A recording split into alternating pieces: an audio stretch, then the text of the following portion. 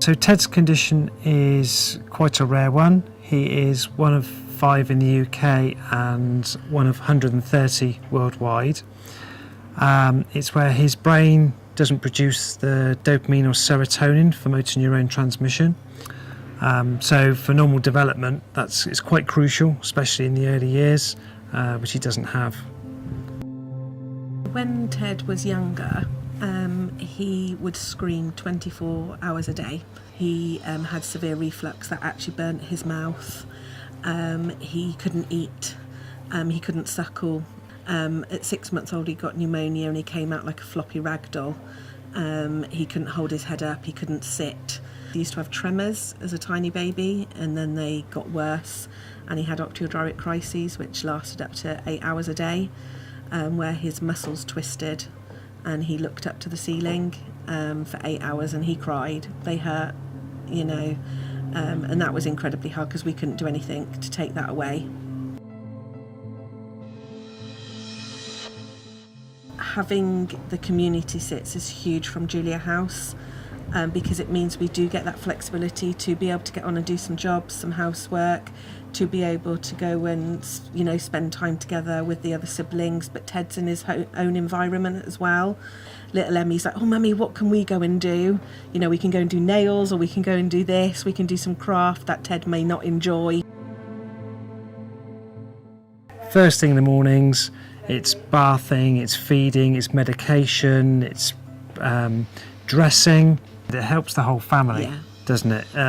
Emotionally and supportive to know you have the support there is an immense relief to parents and siblings as well. Absolutely. To know that actually you're not on your own, you've got some support network there available to you. When Julia House nurses arrive, you can hear the scream down the street. Ted knows from the moment he gets up that morning, he knows, mummy, what time, and you have to count down the hours. All the carers, all the nurses are so friendly, but you also know how skilled they are and how trained they are, and it gives you that trust and that safety aspect, as well as the fun with Ted.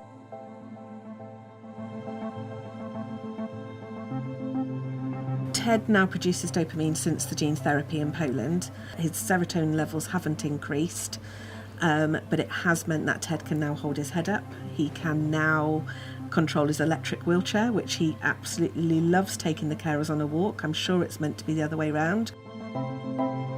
Every day he's coming out with new words, new vocabulary. He's, if you could ever imagine it, even cheekier. His best word at the moment is hug. He loves a hug, doesn't he?